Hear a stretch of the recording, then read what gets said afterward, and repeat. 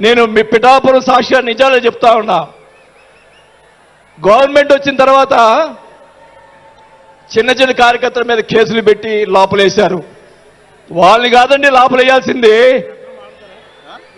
కోట్లు సంపాదించున్నారు. వాళ్ళని ఇంకా లోపలేలా, అదే నా బాధ. స్కాములు చేస్తున్నారు, కార్యకర్తలు పట్టించుకోలేదు. కోట్లు సంపాదించి ఈరోజు రకరకాలుగా మాట్లాడుతూ ఉన్నారు. పవన్ కళ్యాణ్ గారి గురించి మొన్న మాట్లాడాడు జగన్మోహన్ రెడ్డి గారు. ఏదో కౌన్సిలర్ అన్నాడు, ఏదో అన్నాడు. అయ్యా జగన్మోహన్ రెడ్డి గారు, మీ నాన్న దయతోటి నువ్వు ముఖ్యమంత్రి అయ్యావు. మీ నాన్న అంత అడ్డు పెట్టుకొని మా నాయకుడు, ఇప్పుడు జనసేన నాయకుడు పవన్ కళ్యాణ్ గారు స్వశక్తితోటి ఈరోజు లక్షలాది మంది అభిమాన పాత్రులు అయ్యారని గుర్తుపెట్టుకోవాలని కూడా తెలియజేసుకుంటా ఉన్నాం. మీ నాయనతోటి వెనక ఒకసారి ముఖ్యమంత్రి అయ్యావు, ఇంకా చూద్దాం. నేను ఒకటి కూడా చెప్తా ఉన్నా, నేను పవన్ కళ్యాణ్ గారిని కలిసినప్పుడు రాశారు చాలా మంది, కొన్ని పత్రికల్లో మీడియా వాళ్ళు రాశారు. ఏం రాశారు? బాలినేని గారు చాణక్యుడు కూటమిని విడగొడతాడని చెప్పి కొన్ని పత్రికలు రాసినాయి. నేను అనుకున్నాను, నా వల్ల పవన్ కళ్యాణ్ గారికి ఏ ఇది రాకూడదు.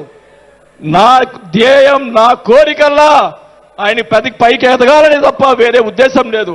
నేను ఆయన కలిసినప్పుడు ఒకటే అడిగా. అందరూ అనుకున్నారు ఎమ్మెల్సీ ఇచ్చి మినిస్టర్ ఇస్తారని చెప్పి కొన్ని ఇతర పత్రికలు రాశారు. నేను ఆయన ఏమీ అడగలేదు, ఒకటే అడిగా, సార్ మీతో నాకు సినిమాలు తీయాలని సార్ అని అన్నా. నా కోరిక అదే సార్. నేను 5 సార్లు ఎమ్మెల్యే అయ్యా, 2 సార్లు మంత్రి అయ్యా, చాలు నాకు. ఇట్లాంటి బూతులు తిట్టే రాజకీయాలు మాకు వద్దు సార్, మీతోటి ప్రయాణం చేస్తా. జనసేనని నా సాయశక్తులా నేను చేయగలని మా జిల్లాలో 6 నెలల తర్వాత కార్పొరేట్లను చేర్పించాం. మీరు ఛాన్స్ ఇవ్వండి, మా జిల్లాలో జిల్లా పరిషత్తు అన్నీ కూడా జనసేన చేస్తానని కూడా బాగా తెలియజేసుకుంటా ఉన్నా. మాకు ఇవ్వండి ఛాన్స్. నన్ను ఆపద్దు. నాకు జరిగిన అన్యాయం మళ్ళా ఒకరోజు మీటింగ్లో చెప్తా. ఒకరోజు చెప్తే సరిపోదు, ఎందుకంటే టైం లేదు కాబట్టి. నాకు అన్యాయం జరిగిందని చెప్తా. జగన్మోహన్ రెడ్డి గారు చేసినటువంటి అన్యాయాలని చెప్తా, నాకు జరిగినటువంటి అన్యాయాలు. నేను ఒకటే చెప్తా ఉన్నాను సార్, మీకు కూడా దయచేసి జనసేన కార్యకర్తని చూస్తున్నాను. అన్ని నియోజకవర్గాల్లో ఎమ్మెల్యేలని చాలా మంది గెలిపించారు, కార్యకర్తల్ని జనసేన వాళ్ళని పట్టించుకోవటం లేదు. దయచేసి చంద్రబాబు నాయుడు గారు, పవన్ కళ్యాణ్ గారు ఇద్దరు కూర్చొని ఒక ప్రెస్ మీట్ పెట్టి ఎమ్మెల్యేలందరికీ ఫిరాయించండి. జనసేన కార్యకర్తలు కూడా మీరు వాళ్ళకి రావాల్సినటువంటి రేషియో ప్రకారంగా వాళ్ళు కష్టపడి పనిచేశారు. ఇప్పుడు తెలియదు ఆ బాధ. రేపు ఎలక్షన్లో తెలుస్తుంది. వాళ్ళు ఖర్చును వాళ్ళు అడుగుతారు రేపు, దానికి సమాధానం చెప్పాల్సిన బాధ్యత ఆ ఎమ్మెల్యేలకు ఉంటుంది. కాబట్టి ఇద్దరు కూడా ఇప్పుడే వెంటనే అది చేస్తే మీకోసం ప్రాణాలు ఇచ్చేవాళ్ళు ఉన్నారు ఇక్కడ. అలాంటి వాళ్ళని మనం కాపాడుకోవాలి. కాబట్టి మీరు అంటే నేను ఇలా మాట్లాడుతున్నానని అనుకోకుండా మన నాయకుడు బాగుండాలని కోరుకోవాలి.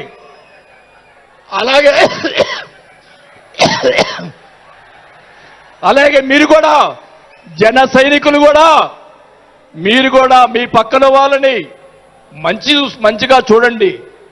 మన పార్టీ పైకి తీసుకొచ్చేదానికి మన నాయకుడు ఇంకా ఎదిగేదాని కోసం ఇంకా కూడగొట్టుకోవాల్సిన బాధ్యత కూడా మీ మీద ఉందని కూడా ఈ సభాముఖంగా తెలియజేసుకుంటా ఉన్నాం. మన నాయకుడు మనల్ని కాపాడుతాడు. మన నాయకుడిని ఎదిగించేదాని కోసం మీరందరూ కూడా కష్టపడాలని చెప్పి కూడా కోరుకుంటూ, నా ప్రాణం ఉన్నంత వరకు నేను పవన్ కళ్యాణ్ తోటి గారితోటే ఉంటాను. నాకు పదవి వచ్చినా రాకపోయినా పర్వాలేదు, నేను పవన్ కళ్యాణ్ తోటే ఉంటాను. నేను రాజకీయంలో నాకు జరిగిన అన్యాయాలు 1 కాదు 2 కాదు, మా నాన్న ఇచ్చిన ఈరోజు ఛాలెంజ్ చేస్తున్నా, పిఠాపురంలో అమ్మవారి సాక్షిగా మా నాన్నిచ్చిన ఆస్తిలోనే నేను సగం భాగం పైన నేను అమ్ముకున్నాను ఈ రోజు అని కూడా ఈ సభాముఖంగా తెలియజేసుకుంటా ఉన్నాం. అయినా కానీ నేను లెక్క చేయను. నాకున్నటువంటి ఇది కూడా, నాకున్నటువంటి మా వియ్యంకుడికి నాకున్నటువంటి ఆస్తులు కూడా జగన్మోహన్ రెడ్డి గారు కాజేశాడని కూడా ఈ సభాముఖంగా తెలియజేసుకుంటా ఉన్నా. కాబట్టి అది త్వరగా మీరు చెప్తాను, అవన్నీ కూడా తెలియజేసుకుంటూ ఈరోజు మీరు నన్ను దయచేసి ఇప్పుడు ఈ మాట్లాడిన దానికి ఇంకా రేపు ఒకటే కౌంటర్లు వస్తాయి నాకు తెలుసు. ఛాలెంజ్ చేస్తున్నా, నేను ఇది కూడా ఛాలెంజ్ చేస్తున్నా. చంద్రబాబు నాయుడు గారు కూడా అడుగుతా ఉన్నా, మొత్తం మొన్న జరిగినట్టు ఉన్నటువంటి ఎమ్మెల్యేలు అందరి మీద ఎంక్వైరీ, నా మీద కూడా సహా ఎంక్వైరీ చేయండి. ఎవరు అన్యాయం చేశారో, ఎవరు తప్పులు చేశారో, ఎవరు కోట్లు సంపాదించారో మొత్తం బయట పెట్టాలని కూడా ఈ సభగా తెలియజేసుకుంటా ఉన్నా. ఈ ఉక్రోషం, ఈ బాధ నాకు తెలుసు, మా కుటుంబానికి తెలుసు. మా కుటుంబం ఎంత ఇబ్బంది పడిందో నాకు తెలుసు.